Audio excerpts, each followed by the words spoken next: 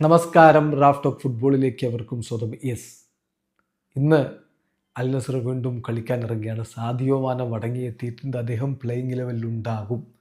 Goal keeper ബെൻഡോയാകുമെന്നാണ് ഇപ്പോൾ Saudi Arabian സോഴ്സുകൾ നൽകുന്ന വിവരം.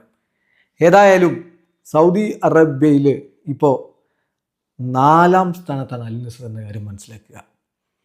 16 കളി 37 പോയിന്റ്. ഇന്നത്തെ കളി വിജയിച്ച 40 പോയിന്റിലേക്ക് എത്താൻ പറ്റും. അവർക്ക് 2-ാം സ്ഥാനം തിരികെ പിടിക്കാൻ പറ്റും. അൽ ഹിലാൽ 17 കളി 45 പോയിന്റോടെ ഒന്നാമതാണ്. 17 കളി 40 പോയിന്റുള്ള അൽ അഹ്ലി സൗദി രണ്ടാമതും.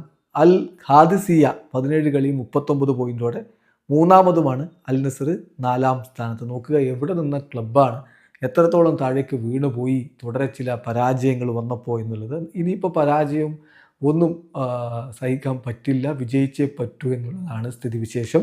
സോ ഇന്നത്തെ മത്സരത്തിലും പ്രതീക്ഷ ക്രിസ്ത്യാനോ റൊണാൾഡോയിൽ തന്നെയാണ്. അൽ തവൂണിനെതിരെയാണ് ഇന്ന് രാത്രി ഇന്ത്യൻ സമയം 11 മണിക്ക് അവർ കളിക്കാൻ ഇറങ്ങുന്നത്. സൗദി അറേബ്യയിലെ റിയാദിൽ അൽ നസറിൻ്റെ സ്വന്തം മൈതാനത്ത് അൽ അബാൽ പാർക്കിലാണ് അവർ ഇറങ്ങുന്നത്.